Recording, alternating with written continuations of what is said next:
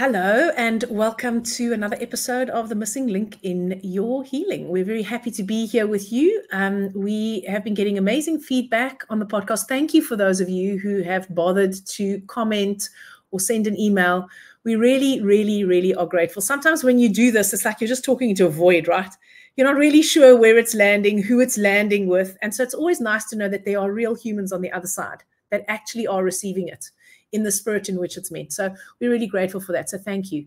So today we are going to talk about emotions. We've been speaking about the unconscious, and in our last episode, we spoke about how we've got resistance and how our unfelt emotions contribute to our ill health. And so this is a really, really important, it's a really important aspect. In fact, it could be one of the most important aspects in our healing, in how we get sick and how we heal. So I want to preface this with a little story of my own.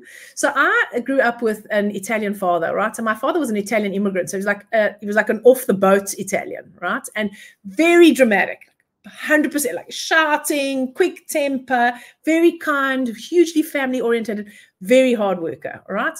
So, but my family was dramatic, and I was the youngest child of three by quite a lot. And so being emotionally demonstrative in my family was never weird, okay? Like if you got cross, you got cross. If you cried, you cried. There was never, I didn't think for a minute that I was even remotely suppressing my emotions. It's the point I'm trying to make. And when I was in my 40s, probably around, I don't know, 42 or so, maybe a bit younger, maybe 40, I had something happen in my life with a person who was an addict. And it's a person that I was very close to. And, you know, eventually I was so confused. I had a psychologist in my building. She rented a room from me in my practice. And I made an appointment to see her. And I sat down and I said, okay, I need you to tell me whether I'm the nuts one here, because I feel like I'm losing my mind, all right? Thinking that I would have one session with this therapist, never had therapy before in my life. And she would tell me I was either nuts or not, and then we would move on. So as it turns out, you know, I was essentially just being manipulated by an addict, which is very common.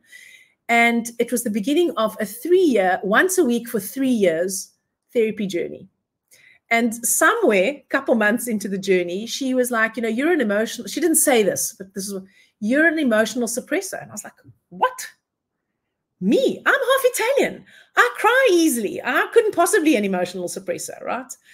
And the truth is, I was. And the truth is, we all are to a certain extent. And the reason for that is, I wasn't going to lead with that, but I'm going to anyway. The reason for that is because very few of us were actually treated as if our feelings were neutral when we were children. So adults get distressed when their children are exhibiting negative emotion. And that's because we're not comfortable with negative emotion, because we weren't parented in a way that actually honored that. So what ends up happening is when your 2-year-old says to you, I'm so sad, and you say, oh, my darling, why are you sad? And they tell you why, and you go, don't worry, there's no need to be sad. And then you do something to distract them from the sadness. What they get is, you don't need to be sad. There's no reason for you to be sad. Please don't be sad. And what that really means is sad is wrong. And so sad is something to be avoided. In the same way, when your beautiful, compliant 18-month-old toddler grows into a 2-year-old who starts saying no and starts having tantrums and starts getting angry, and you don't know how to handle the tantrum, and so you do whatever the parenting book tells you to do. You know, I mean, I heard of someone who put their kids in the bathroom.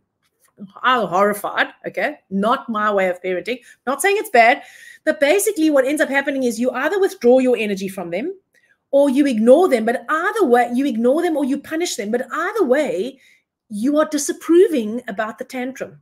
Now, whatever the behavior is that they exhibit during the tantrum, you can be disapproving of. But what those children learn is that being angry is not okay.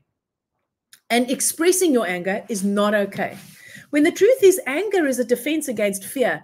Anger is a defense to say, basically children are like, okay, well, I don't know where the boundary is here, or you've gone over the boundary, or I'm feeling unsafe. And so here is my response to it. And when I say, well, it's not okay for you to be angry, then we learn that it's not okay to actually feel the feelings. And so this is, in my belief, where suppression of emotion starts, because we have positive and negative feelings. When the truth is, who decides what is a positive feeling and what is a negative feeling? Societally, I suppose, optimism, hope, enthusiasm, joy, happiness, those are all good feelings. And sad, anger, hopeless, despairing, shame, guilt, those are all bad feelings, and we shouldn't be having those. And so this is what the therapist meant. When I finally got that, I was like, oh my word, she's right.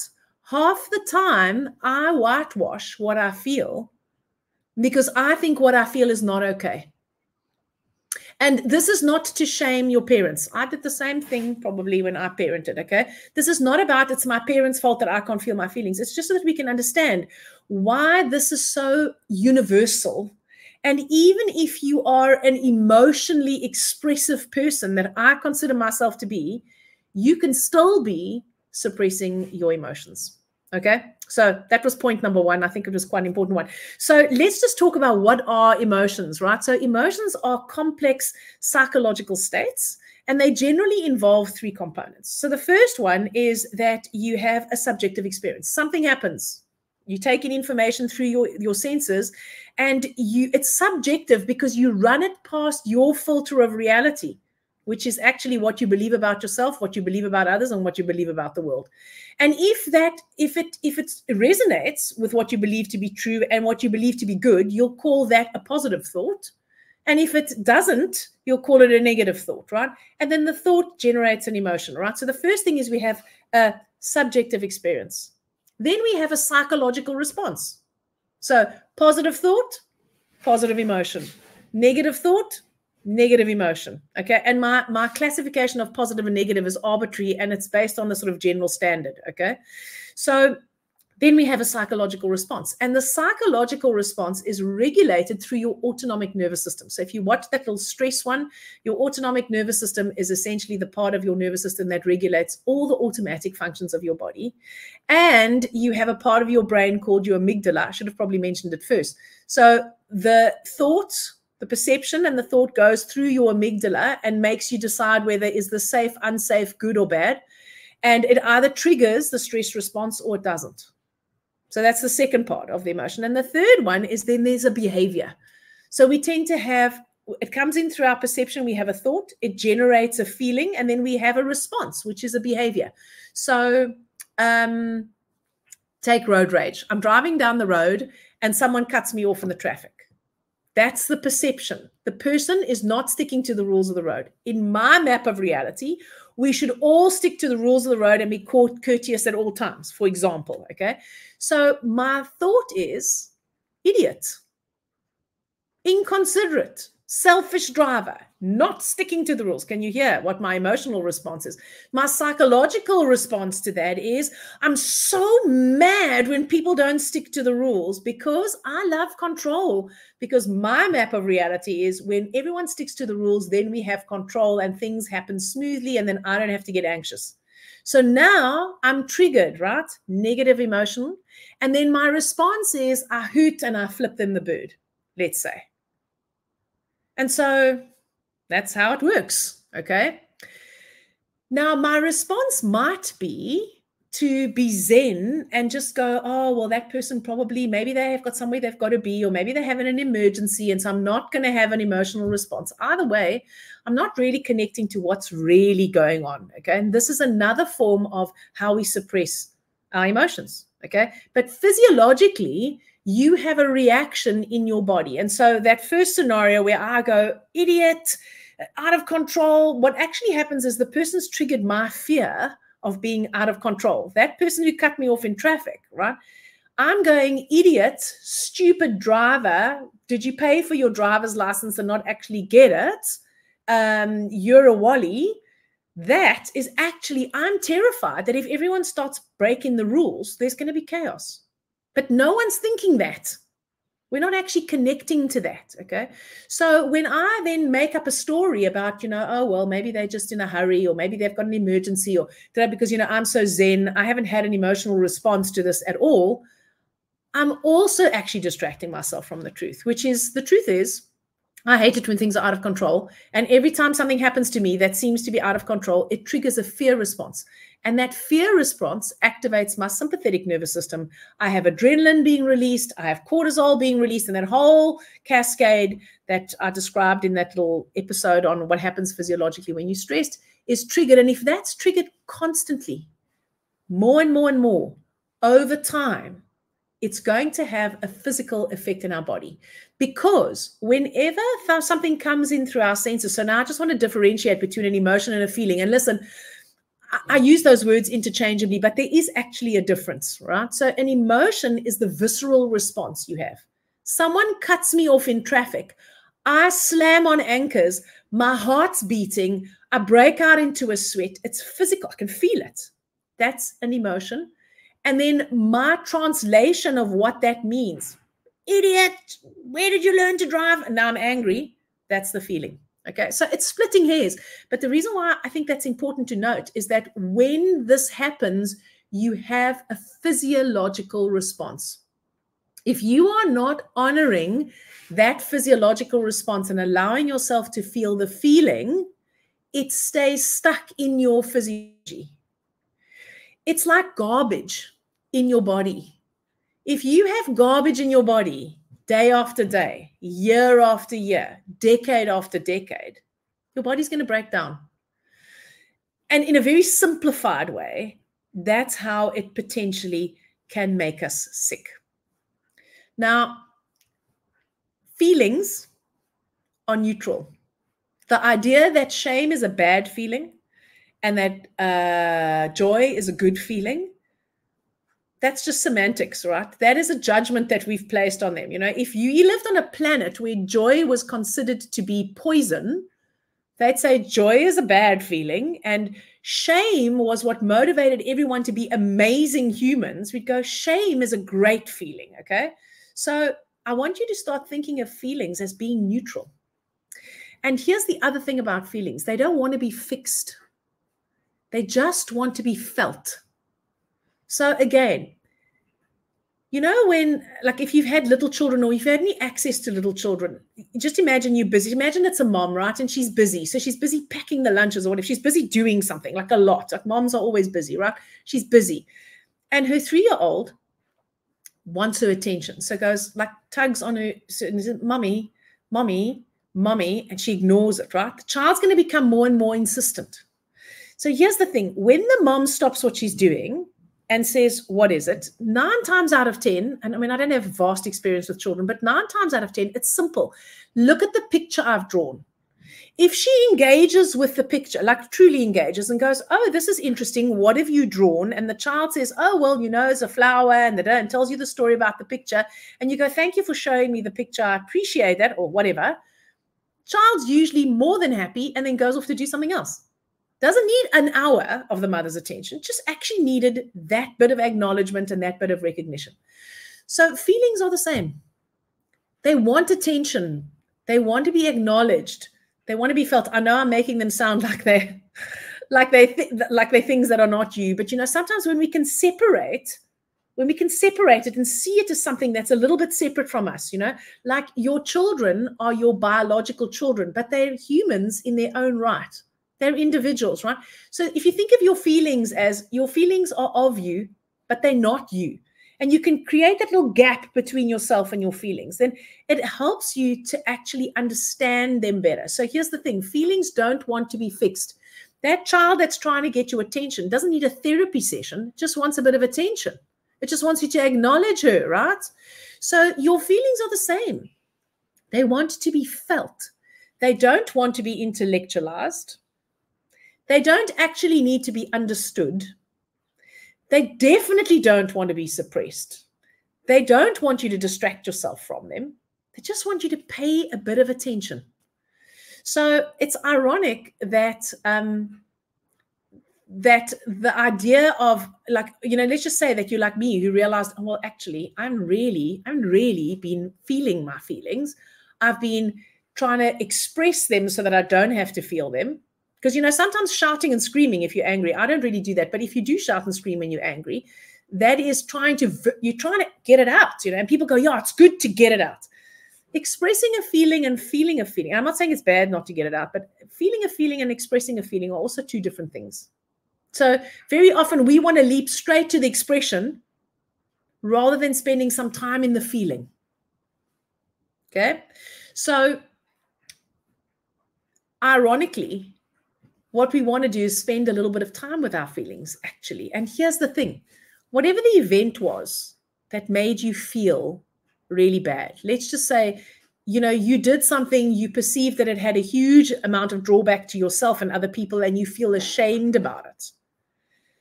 You survived the reality of what happened. So going back and revisiting the feeling, not going to kill you.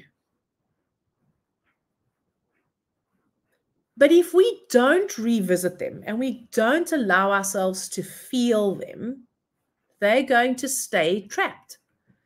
So I'm going to use my children analogy. Those negative emotions, they're like your children that you don't want anyone to know about. So you lock them in the cellar.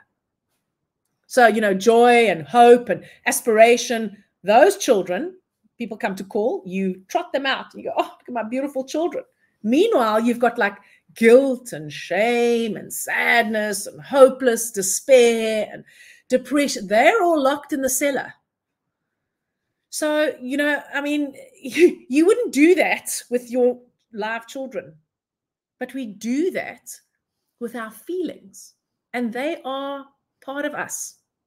So this is why it's so important that we recognize what are the strategies that we have to distract ourselves, numb ourselves, avoid them, or literally bury them in the cellar.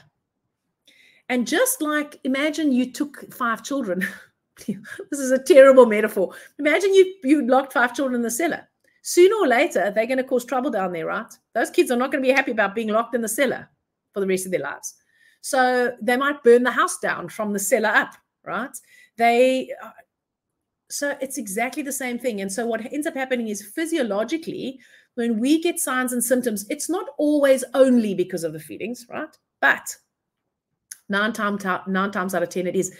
And the reason for that is, as we said in one of the previous episodes, the foundation of what we believe to be true about ourselves, others in the world, those limiting beliefs, they are based on our thoughts and feelings. And in fact, when they trigger thoughts and feelings. And so your emotions, your feelings, and your thoughts are directly linked to your limiting beliefs. So let me give you an example. If your limiting belief is, I'm unworthy, and basically, I don't deserve to be loved, or I don't deserve to receive things. I don't deserve to have good things in my life.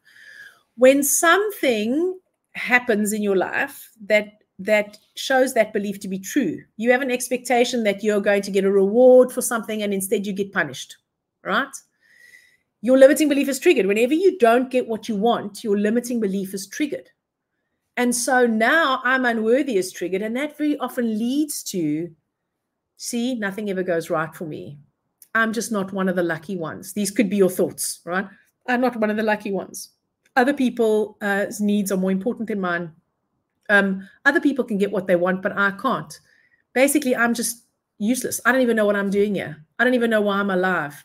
I'm just worthless. I'm just like a useless person. And then we punish ourselves because we're such useless people, generally by generating more negative thoughts and punitive thoughts towards ourselves. And so if our limiting beliefs are the like foundation, then our thoughts and feelings, I don't know, they're like the walls of the house, right? But they rest on the foundation.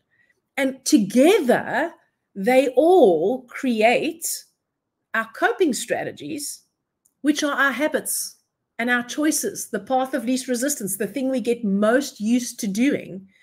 And the thing we get most used to doing is very often the thing that ultimately leads over time to making us sick.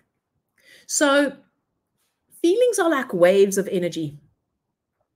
A wave, if you're sitting on the beach, I used to surf. I haven't surfed for a long time, but even if you're sitting on the back line, you look at the horizon and you see the bump and you can see, yeah, the waves are coming, right? And as the waves get closer and closer, they start breaking. They feather. First they feather, you know, when you see the first little bit of froth, that's really when you want to catch it, right? And then eventually they break and they roll into the shore and they recede. So feelings are like waves of energy. And if we allow ourselves to feel them, they do exactly like a wave on the shore does. They break. Sometimes in the breaking, it's like quite turbulent, eh? If you've ever been caught in the middle of one of those washing machine heavy swells where you think you're going to take off on the wave and you do take off and you're too far forward on your board and the wave is too fast and then you get, okay. But you know what? You always pop up to the surface again, always, right? And the wave rushes into the shore and then it recedes. So some waves are gentler, some waves are smaller, some waves are more turbulent, but they all do the same thing if they're allowed to do it. Now, when we suppress, deny these or distract ourselves from feeling these feelings, it's like we're building a dike. We're trying to keep the ocean out. So we're putting all our time, energy, and resource into maintaining the dike.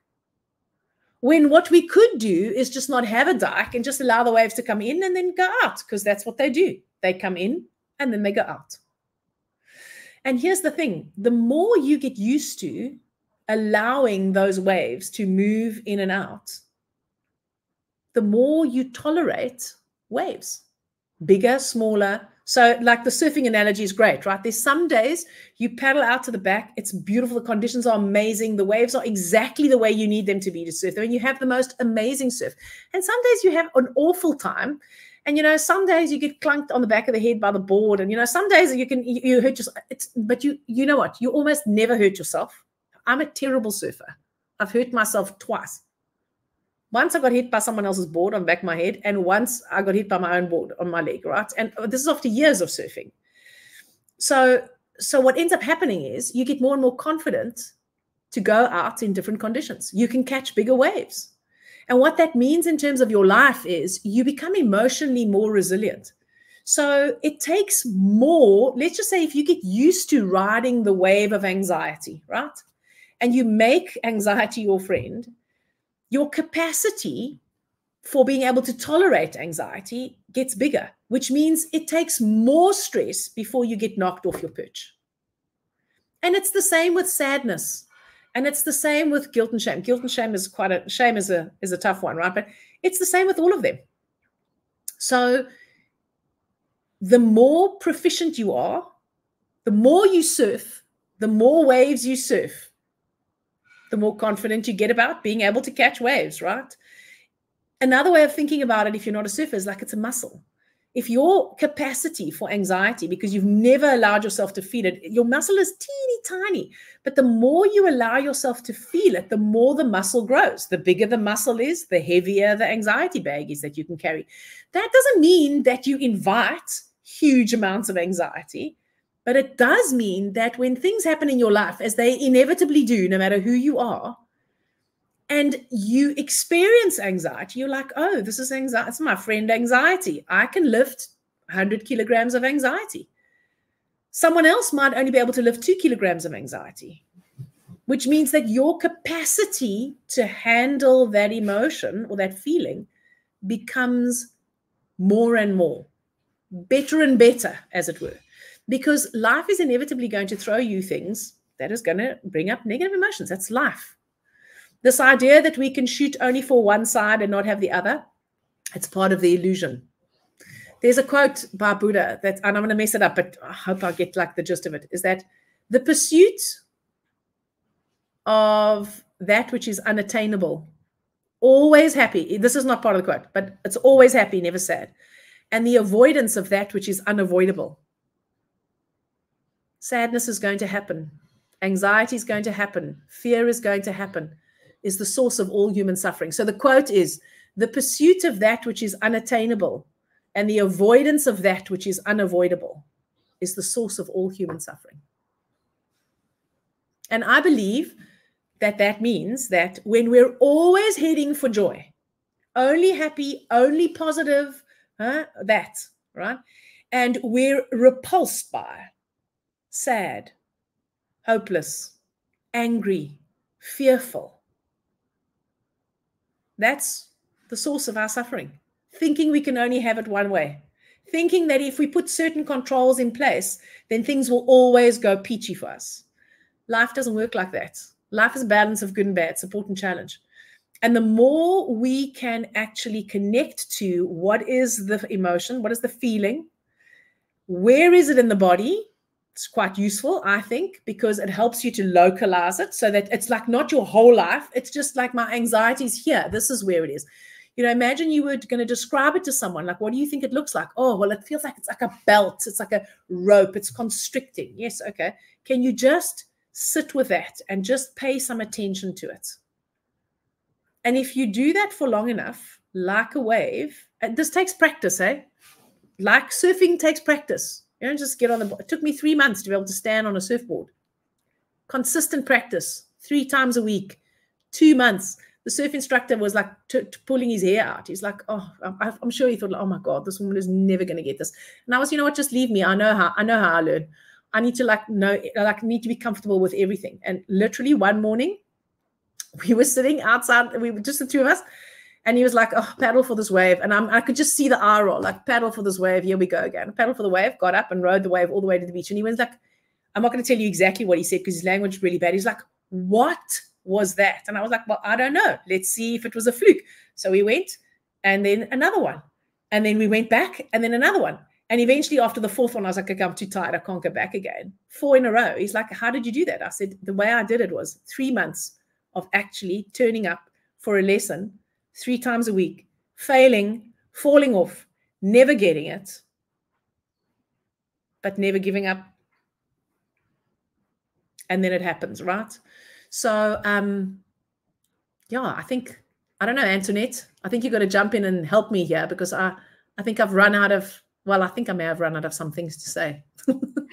So I think that was incredible, Loretta, and it actually brought tears to my eyes. And I don't think we even maybe have to do too much more in this episode, but I'd like to just validate what you've said by saying when I got diagnosed with cancer on a very healthy lifestyle, everybody knows that part. And I've talked about this briefly before, and I'm not going to go into detail now, but I can tell you right now, up until I had the realization that I had never actually felt a feeling in my life, and I was 56. So did I have fear underlying my life all the time and low-level anxiety? Yes, when I look back. Me too. But I never... Oh, you have no idea. When I look back on it, I mean, I'd be on a beautiful holiday somewhere, and still I'd have this like, something's not right, something's not wrong, and I could never, ever put my finger on it. So no matter how much green juice, meditation, holidays, success I achieved, and it sounds like you've had the same journey, I had that underlying thing all the time, and I mostly didn't notice it because I was a very busy person and very successful in control and traveling. But when I was on these holidays, which was the very time when I was meant to be happy and relaxed, was when I would notice it because I was still. So really a very big trigger in my cancer. Yes, cancer.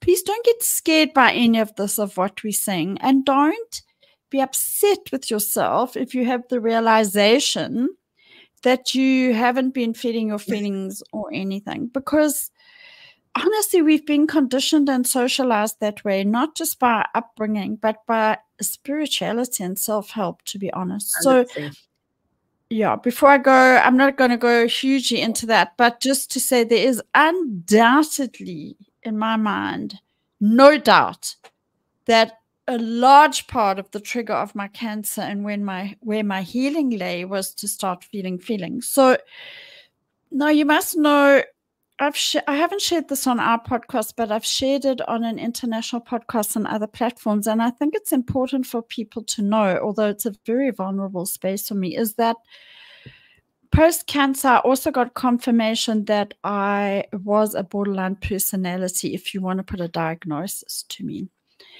And that was quite helpful, actually, to know that, because when I started unpacking it, I realized one of the things, if you have borderline personality and you choose to heal it, which I have, I've healed well, you manage it. It's like some things you don't, I manage my life very, very well. I'm a very functional borderline personality. And that's big, because most borderline people are too unself-aware to even, and also it's very, very hard, the emotional part of the journey of feeling your emotions. If you've got something like I had, it takes the wave to another whole big level. It's like, because there's but anyway, if I can do it, anybody can do it. So really, I'm just trying to contextualize how important this is, and not just, please don't get caught in that trap. And we might get kicked off Facebook for this, not by the toxic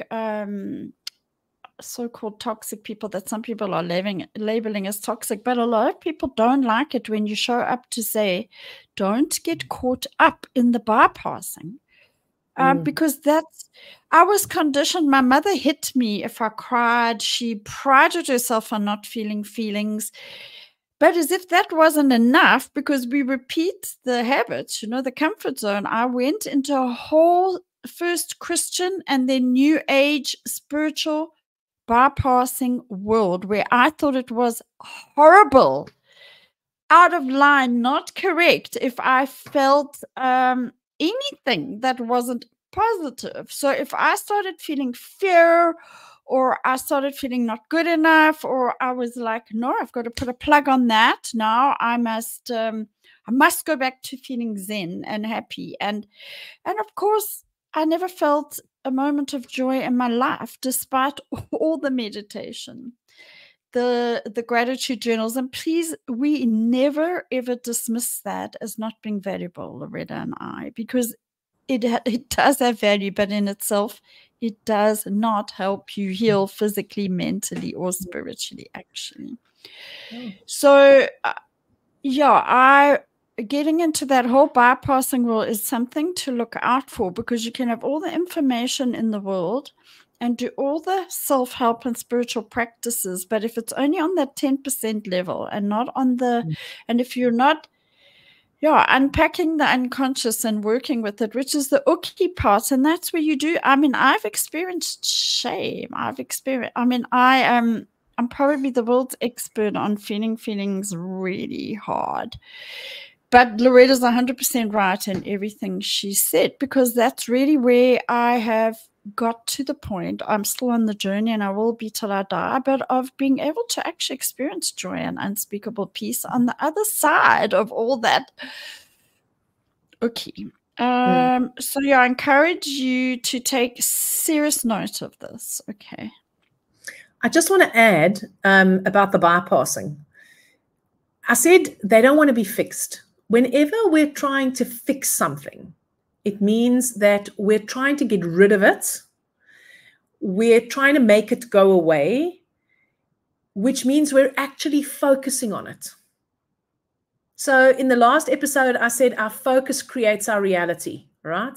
And so your focus is either on your conditioned self and, all this unconscious stuff that you don't know, or even if you don't, your focus is either there, or your focus is on what you'd love. Like, what would you love to create in this world? What part of you would you love to be expressing?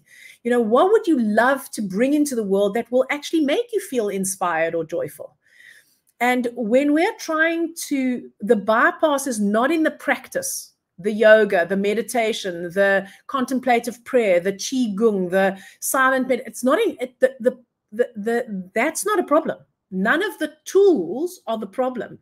It's where's your focus and why are you applying the tool? So when I have to meditate so that I can be positive and never negative, I'm meditating in an attempt to fix my negativity. There's a difference between when I'm meditating to fix my negativity or whether I have a meditation practice so that I can create the life that I'd love. Now, you might say I'm splitting hairs here, and I am splitting hairs. You've got to think of it as like a tightrope. You're walking on the tightrope, and on this side is the fixing, and on this side is the creating. You cannot be fixing and creating at the same time. You're either doing one or the other.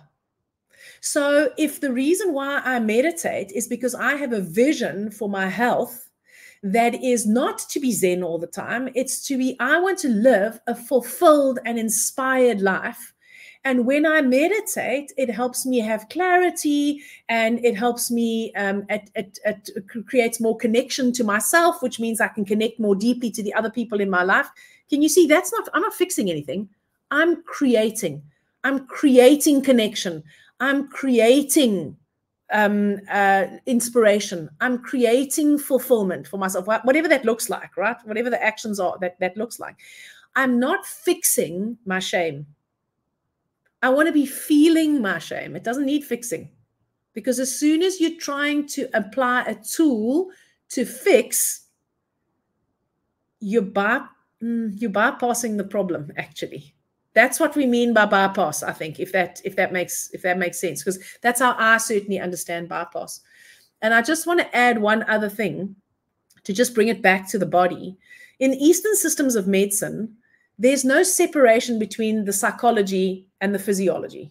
Your psychology and your physiology are connected.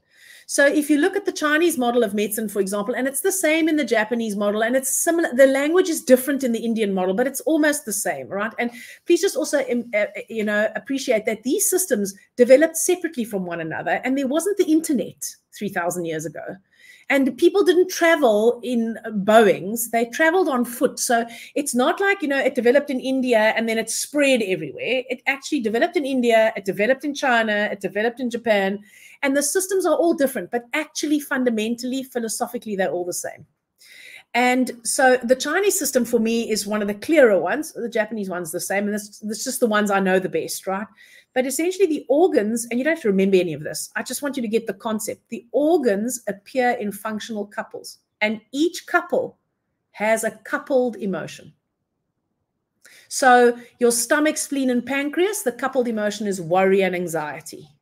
So if you think about it, people who have digestive problems, they very often are, so they're like your stereotypical stomach ulcer, would be high functioning, very ambitious, very hardworking, lots of business lunches, possibly too much alcohol, too much caffeine to keep you going. And then, your gut starts saying, I'm just not happy, and you don't produce enough stomach acid and blah, blah, blah, blah. Okay. And so, and lots of stress, worry and anxiety, right? The bladder and kidneys coupled emotion is fear, survival. I think I mentioned this in the last episode, actually, that the Chinese say that you have a finite amount of energy in your lifetime, and the reservoir for that is your kidney. That's where it lives, and fear depletes that faster than anything else. And so that is the emotion that's associated with the bladder and kidney. And anger and frustration are associated with the liver and gallbladder. And in fact, in Chinese medicine, this is really interesting. The heart and small intestine, the emotion is joy. It's the only one that sounds positive. But the Japanese, they say it's pretending and trying to. And actually, when I learned that, I was like, okay, well, how does this joy? And I went and looked further in the Chinese medicine, and it's excessive joy. Pretending to be happy when you're not. So when the heart and small intestine organ function energy is working harmoniously, when there is a balance between, your small intestine is the analyzer. So think of it as the mind, and the heart is the feeler. Think of it as the heart or the spirit, right? When the mind, the ego, and the spirit, the heart, are working in harmony, we can experience true joy. When we are skewed in one direction, it's only spiritual, so we pretend none of the physical stuff has any relevance. It's false joy. When we're only mired in the physical, and we're not only in the mind, we're only relying on the rational, analyzing, analytical function of the mind. If it's not scientific, it can't be real, that kind of thinking, then we have pretend joy.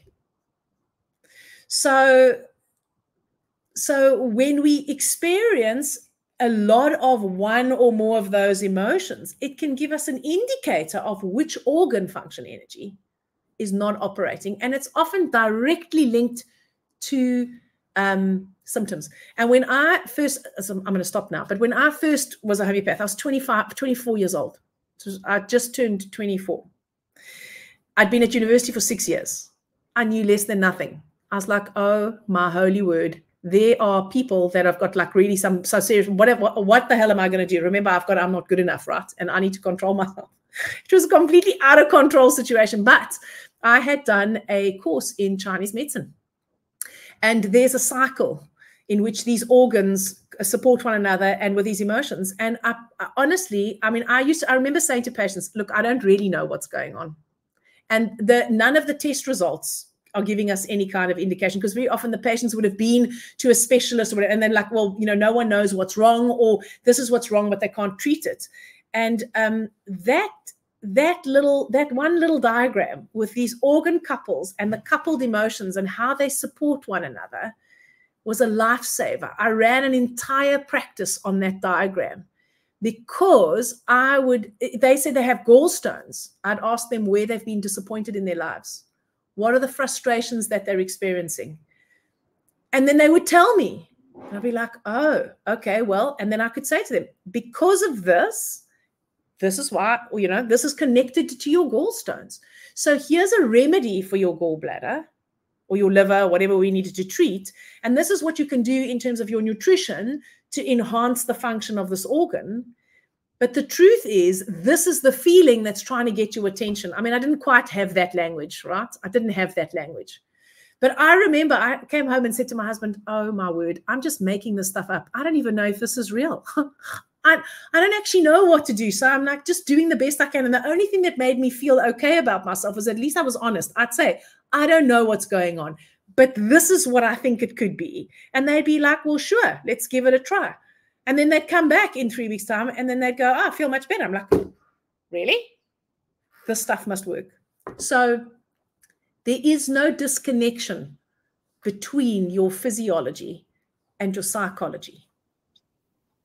Yeah, and your spirituality, actually, it all goes. And the incredible thing is, Loretta, you were actually just so ahead of your time in terms of our Western model, even if it's alternative or homeopathic, because medical science, I only know psychoneuroimmunology and some neuropsychology and stuff, but this is all being proven now and case studied and written up in medical journals. And Gabor Mate is one of the people that's written the most amazing book, When Your Body Says No. So you'd already got there right in the beginning. Well, Antoinette, the Chinese got there. I happened to discover the Chinese.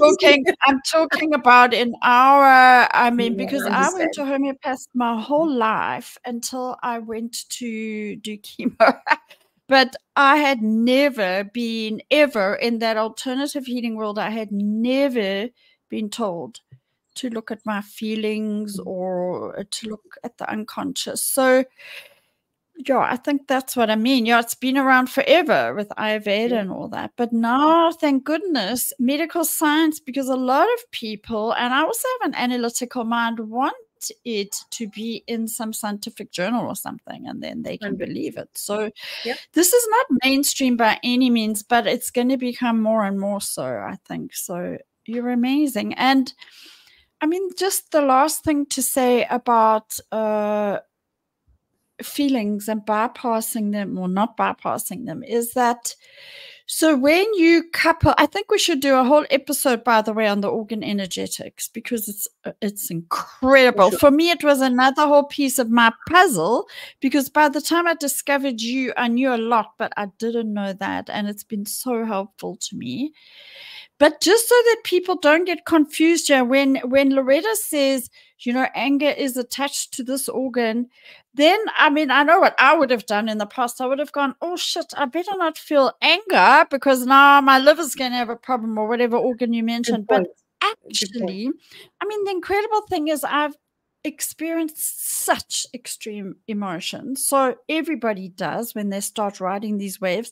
But for me, it's been so extreme, I thought I'd die sometimes. But actually, I am in general physically healthier than I've ever been. So it speaks to the fact that when I was doing all the love and light and false joy, or trying to, I ended up with, I had autoimmune diseases and then cancer, and I had thyroid cancer. So it's interesting that I'm speaking now. Actually, I was meant to lose my voice when I had this huge op. But so feeling the feelings is not what makes our organ dysfunctional. But I do know from my own journey, Loretta, and you've helped me with this informally as friends, is that when we start doing this inner work and bringing up the unconscious and doing shadow work, the mistake I made, so now I know I can help people because I've been there and made the mistake, is we can go too deep into all the feeling of the negative emotions and getting stuck in them. So it's like so exciting to me that you have Loretta and I here at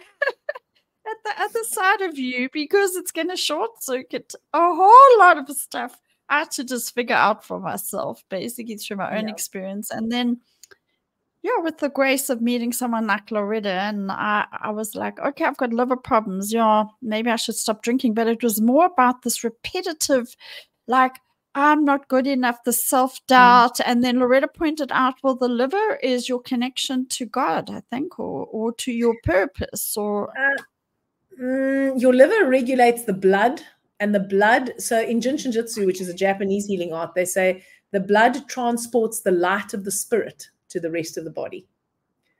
So you're not wrong, but so that's the explanation. And just on what Antoinette said, when you have a lot of suppressed anger, that's when you develop very often problems in, let's just say, your liver. And so allowing yourself to feel the feeling enables the liver to heal. So by feeling the feelings, you don't compromise the organs. Feeling the feeling is the indicator which organ actually needs attention. And if you allow yourself to feel those feelings, the organs actually heal. So you're not going by feeling your feelings, consciously feeling your feelings, you are not compromising the organs. By sitting with your fear and acknowledging that you have fear, you're not suddenly activating your kidneys. In fact, what you're doing is you're activating your parasympathetic nervous system, which is the opposite of your fight or flight. The more you suppress a feeling, the more you activate your sympathetic nervous system and the adrenaline and the cortisol and that stress response. When you allow yourself to just feel the feelings, not do anything about them, feel them, you actually activate your parasympathetic nervous system. So you turn the brakes on instead of the accelerator. And your parasympathetic nervous system, when it is active, your immune system works better, your cell division and replication and reproduction works better, and you are able to come to a place of rest and restoration. So you can't mess up your organs by consciously feeling your feelings. Amazing stuff. And Loretta, I think we're going to have to dive into a few more short clips or episodes on this. And I personally needed some tools to deal with besides the wave thing. So we're all different, but if we can just share, I can share what's worked for me and you can share everything you know and has worked with your clients, then sure, there's a whole suite of how to feel your feelings. I think you actually said when you send me the notes for today, the heading you put, emotions, kill or cure. I did a webinar, a masterclass, and that's what I called it. Okay. So do you think we should wrap up here because there's a lot to chew on and then we can, do more episodes or? For sure. Yes, we can take it further. I mean, we're not going to cover, this is a massive topic. We can't cover it all in one session, but I think we're good for today.